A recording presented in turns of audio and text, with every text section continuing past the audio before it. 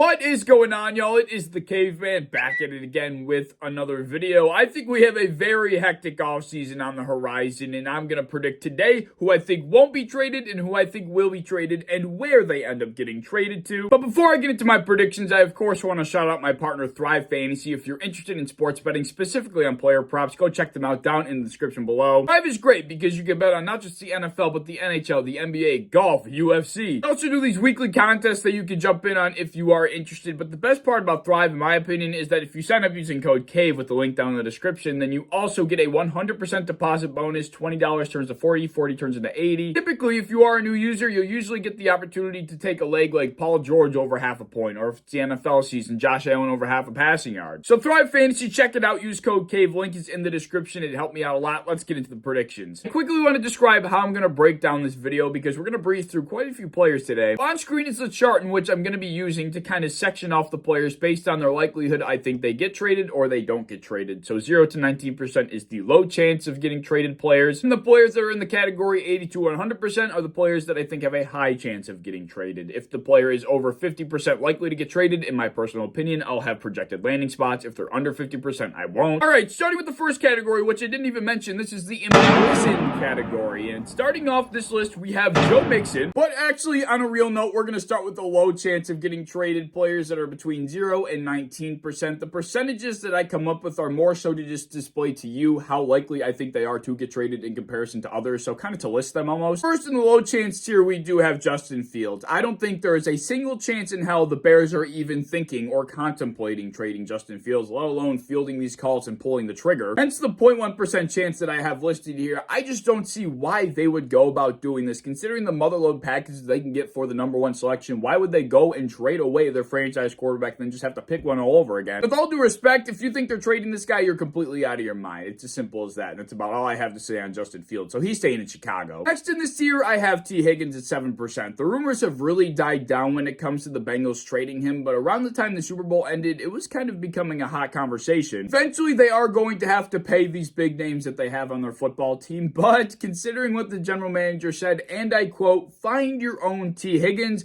I think it's safe to say that he's going to be staying in Cincinnati, barring some existential circumstances. Next, I have a guy that you might not believe belongs in this tier, but this is how I see it. That would be Saquon Barkley at 12%. Of course, it is always possible that they can deal him after they franchise tagged him, but the extension of Daniel Jones and then slapping the franchise tag on Saquon Barkley makes me believe that they're trying to run it back with this tandem. Just talked about this. I think the Giants paying Daniel Jones was them saying a lot of different things. One, they believe Daniel Jones really could be the best quarterback for their system. If they provide him with the right weapons, he really could turn into a franchise guy, as crazy as that may sound. The Giants had to have realized how lucrative Saquon was to the team's success last year, and I think the only avenue in which would have brought them back happy would have been extending Daniel Jones and tagging Saquon Barkley, considering the state of the running backs in this league right now. By that, I mean nobody really wants to overpay them, and I think Saquon probably understood that. And this is where they are. I think Saquon sticks around. Lastly, in the low percentage chance of getting traded, another guy that you probably don't think belongs here, and that is Lamar Jackson. I have him listed at a 15% chance of getting traded. Let me explain why. The second that Lamar got slapped with the non-exclusive tag, the market for him dissipated before our eyes. Why would that be? Well, Adam Schefter speculates because teams don't want to have to do the heavy lifting for Baltimore because they'll negotiate with Lamar, and then all Baltimore has to do is match that offer, and who knows, it's more likely than not that he'll go back to Baltimore then. I also believe he sticks in Baltimore because that non-exclusive tag is probably a way of Baltimore saying to Lamar, hey, look, you go out there and see what the market's looking like because you are not getting this money no matter how much you believe you deserve it. That could be their way of kind of sending a message to him that you're kind of stuck here. And the last thing that I think could be happening is that they slapped that non-exclusive tag on him and they were kind of hoping and or assuming that the market would dissipate, or Baltimore slapped this special type of franchise tag on him and they knew the market would disappear because there's colluding going on with the owners in the front offices because they don't want another Deshaun Watson contract situation happening again, folks. I do not for a second think the NFL is rigged, but I'm also not naive enough to believe that owners don't work together to help each other out, kind of like doing some backdoor dealing. And this could be one of those situations because of what Cleveland did with Deshaun. Owners and franchises are going to make sure that contract is an anomaly because they don't want to have to give these out regularly. The chance he got traded would have been a lot higher had he not been looking for this type of deal, but now he's really hell-bent on trying to get it, and the NFLPA is really backing him up, so I don't think he gets moved. He's going to be stuck in Baltimore for these reasons. All right, the next category is the unlikely to be traded tier, which is the 20 to 39 percenters. With the Tennessee Titan and Ryan Tannehill, I have him listed drafted at a 25% chance of getting traded, and now that I really think about it, I feel like I could bump him down into the first category. To start with, like a week and a half ago, their general manager said Ryan Tannehill is and will be a Titan, so that's for one thing. Another reason why he won't get dealt is whether he's playing football for this team or not, he will be eating into this team's cap hit. Hypothetically, if they were to deal him off somewhere, there's no way they're getting a deal done without offering to retain some of his salary. Not to mention, at this stage in Tannehill's career, who's going to be paying for him? What role is he going to be fulfilling for another team that will be worth what he's going to cost? If there were more options at quarterback, if they had a better draft pick, then maybe they go and chase somebody in this year's draft class, but that just does not seem possible given how many teams do need a guy and where they're at in the draft. It just doesn't seem likely. It takes multiple dominoes to fall for a player to get traded, and in Tannehill's case, not a single one is tipping in a favorable direction for a trade. So yeah, like I said, I could probably bump this 25% down to like 8% because that's how confident I am thinking about it after the fact. We can't talk about one Titan without talking about the other. A guy that's been in headlines as of late that you probably don't think deserve to be in a category this low, Derrick Henry. 30%, you can tell I'm not too confident that he gets dealt. There's a lot of hype around his name right now. Where could he end up with the Bills, the Chiefs, blah, blah, blah. But if we take a step back and think about things logically, right? They were halfway through the season last year in the lead of the division, and they had a pretty good lead at that. Suddenly they get struck with the injury bug. The Jacksonville Jaguars start to heat up, and they lose a grasp. Their defense, specifically their pass rush, was one of the best in the NFL. They have an up-and-coming receiver in Treylon Burks that I think really could be a star in this league. Ryan Tannehill is not getting dealt, so why even bother moving Derrick Henry when you can try to make one last dire push at it? You might as well. You can't just trade him away for pennies. In my opinion, he is more valuable to the Titans on their roster than he would be getting traded away because I just don't think they get enough for what he's actually worth to them. With all of that being said, I think this hot name in the rumor mill remains at home. Next two for this category, I'm going to do together because they're on the same team and I have them at the same percentage of getting dealt, and that would be Jerry Jeudy and Courtland Sutton of the Denver Broncos. 33%, I do think there's a chance that they get traded, but I am leaning more toward no because they bring in Sean Payton. I think they do have a good receiving core with the trio they have in Tim Patrick, Courtland Sutton, and Jerry Jeudy. I personally think it would be in the Broncos' best interest to hold on to that trio, to hold on to all the weapons they possibly can while they bring in Sean Payton in his first season, to really isolate the variable being Russell Wilson to see whether he really is washed or if Nate Hackett was that bad of a head coach. You start to trade away his talent while being unsure about Russell himself, then you start to have questions asked like, well, you didn't have the pass catchers for him provided. He had better receivers last year. Like I said, I think it's in the Broncos' best interest to hang on to both of them for that reason primarily until they figure out what they really have in Russell Wilson. Now, we are at the possible category, 40 to 59%. You can consider some of these coin flips, honestly. At 40% flat, I am starting with Mike Evans, one of the best receivers in the NFL. Don't let anybody tell you otherwise. I really am not too sure if this franchise is going to lay down and die in a rebuild or if they're really going to try to make a final push because there's still some talent on that team. Obviously, it goes without saying, but Mike Evans' future here is heavily contingent on the direction the Bucs want to take this offseason. Like I said, I'm not too sure what that might look like. I have them projected to bring in a veteran quarterback. My best guess is that Mike Evans stays in Tampa Bay. They bring in a veteran quarterback with a new offensive coordinator and try to make one kind of last push in a desolate NFC. For the first player I have over the 50% mark, these are all going to be guys going forward that I do think get traded, starting with Leonard Williams, the defensive end for the New York Giants at 55%. The Giants have already opened contract talks with Dexter Lawrence, and I know he's going to be a priority for them. I think they bring in a number one receiver this offseason. They obviously pay Daniel Jones. I think there are other priorities to this football team, which will lead to Leonard Williams getting dealt. No, Giants fans won't like this. They're going to disagree with it, but I do think from an outside perspective, the Giants are going to focus on building up their offense to make Daniel Jones the best quarterback he possibly can be for their future, because despite the contract extension, I kind of think they extended his trial period to see how much better he can get. For all these guys, I have a primary and two secondary landing destinations. The two secondary are going to be the Raiders and the Browns. Whereas the primary is the Minnesota Vikings, so he will stay in the conference, but I think he will fit well with the Brian Flores 3-4 system. You know, throughout the course of his career with the Giants, he showed his versatility on the interior as a nose. He also showed it on the edge. And with the Vikings defense that was extremely suspect last year, I think they certainly could use the assistance up front. Next to 59%, I have Stephon Gilmore getting dealt from the Indianapolis Colts, a team that is clearly headed in the direction of a rebuild. I feel like there's no reason to hold on to a veteran corner like Gilmore that's still playing at a very high level. Stephon's secondary destinations include the Minnesota Vikings and the Dallas Cowboys, two teams that could use the secondary help desperately, but the primary is actually going to be the Detroit Lions. I have a lot of rumors that link Jalen Ramsey to the Lions instead of Stephon Gilmore. I think they do end up with a veteran corner to some capacity. I'm taking my guess at Stephon. I think they make some other acquisitions this offseason, so I don't know if they're going to want to deal as much as they would have to get Jalen Ramsey, so I think they go with Gilmore instead, who, to be honest with you, played at almost as high as a level. I mean, the list of teams that are in the market for a high-profile cornerback like Stephon Gilmore, like Jalen Ramsey, is a long one. So who knows where he could end up. These are just the three I came up with. For the likely tier being 60 to 79%, starting at 60% flat, I have the Buffalo Bills' Ed Oliver. It breaks my heart as a Bills fan, but he hasn't quite lived up to expectations, unfortunately, for where he was selected. He's flashed as one of the best interior guys in the NFL, but he never has been able to keep up that play at a consistent level. Bills have a ton of offseason decisions to make coming up, and they're going to have to make some really, really tough choices. I think Ed Oliver is going to be one of the guys we part ways with. He posted something on his Instagram story that said, "Show me the money or don't talk," something to that effect. So something tells me the negotiations aren't going so fantastically. So I do got him on the move to a team that wants to pay him. The two secondary destinations being the Dallas Cowboys and the Green Bay Packers. The primary destination being the Cleveland Browns. Browns had one of the worst fronts in the NFL last season. Myles Garrett needs a lot of help, primarily on the interior, and I think Ed Oliver is a guy that won't be too expensive to go out and kind of fill that gap. I mean, believe it or not, Jacoby Brissett had that offense playing at a highly efficient level. They easily could have made the postseason if the defense did not let them down massively in a lot of big spots, so they're going to have to prioritize that side of the ball. Next, we take a big jump to 77%. That would be marked on DeAndre Hopkins. I really find it hard to believe the Cardinals do not move this guy out of here. This team is in no position to make a push. This team is in no position to harbor a 31-year-old receiver that certainly has trade value. When their defense is going to be bad, Kyler Murray at the start of the year will not be ready. Traded for Marquise Brown, so they have their next number one right on deck. Two secondary destinations for DeAndre actually include the Cleveland Browns again, as well as the New England Patriots. My gut feeling is telling me he ends up in New York with Daniel Jones, Saquon Barkley, Brian Dable. To a similar effect of Russell Wilson, I think the Giants really are going to need to isolate Daniel Jones to figure out what they really have in him, and they need to provide him the weapons to do that. But I do think there's a strong 77% chance DeAndre Hopkins gets dealt, and I have him going primarily to the New York Giants. Now, with a 79% chance of getting traded, another strong possibility, I have Allen Robinson of the Los Angeles Rams, another team that really has no business keeping a guy that might harbor some sort of trade value. Things did not pan out for Allen Robinson. I mean, throughout the first 8 weeks, people were making jokes about Matthew Stafford not throwing to Allen Robinson and how he had to wear like a white undershirt so he would throw it to him. It was just an absolute mess. Maybe another team can get the best out of him, but it will be kind of like a low risk, high reward type of deal. And my two secondary destinations that I think would be very interested in a low risk, high reward type of deal would be the Green Bay Packers and the Kansas City Chiefs. My primary destination for Allen Robinson, and this just feels right. It feels like it's so meant to be deep down in my core, and that would be the Baltimore Ravens. They did this a couple years ago. You know who they brought in? Sammy Watkins. So I think it's going to kind of be a repeat episode of that. They bring in a receiver that is a low risk, high reward type of guy that might help out the offense. Considering this front office's track record of handling this position, it just feels so right that they go and get a guy like Allen Robinson. It just feels so right. Now for the last category, we have the high chance of getting traded. 80 to 100%, starting at a 90% chance of getting traded. I do have Jalen Ramsey sticking with the Rams again. They need draft picks, they need capital to really kickstart this rebuild and turn the ship back in the right direction after selling the whole house. My two secondary destinations include the Dallas Cowboys and the Minnesota Vikings once again. My primary destination for Jalen Ramsey is actually him returning to Jacksonville, and I saw an article that speculated this, and I really was fond of the idea. The Lions and the Jags are in very similar positions to me. Two young and up-and-coming teams that are trying to make a run in their weak division. Between Jalen, the Jags, and Gilmore and the Lions, it feels like wherever one of them goes, the other will go to. So maybe they'll flip-flop destinations, who knows, but I think both of them will be in the market for both of these guys primarily. In this case, Jalen ends up with Jacksonville. And now for the name you've probably been waiting for, I got Aaron Rodgers at a strong 95% chance of getting traded. I see almost no scenario in which he stays in Green Bay. I don't think he retires, so that only leaves one option. We've been hearing all the rumors with the Jets. The whole organization just took a plane ride across the country to go visit the dude. Rodgers and the Packers both understand mutually that there really is no reason for them to stick together. It wouldn't make sense for either side. The Jets specifically have been in the market for a big splash for a while. Last year, they tried to trade for Tyreek Hill, yet were unsuccessful. And then, of course, after this past season, they had awful quarterback play. Assuming they're still going to be in the market for a big splash, they think they're on the cusp of perhaps being a great playoff team. They need to fill that quarterback position. Derek Carr is off the table. I don't think Jimmy Garoppolo fulfills their needs. I think they go out and get Aaron Rodgers. It's felt like a done deal in my own mind. Since the second the Packers lost to the Lions, I was saying he's a Jet, Rodgers is a Jet, Rodgers is a Jet. I've been saying it for a while now. Things are really starting to come to fruition to move Rodgers to New York, who says he is open to going there. So it seems like this is a matter of when and not if at this point. And the last player on my whole list who I think is 100% getting traded, the only person I marked at 100%,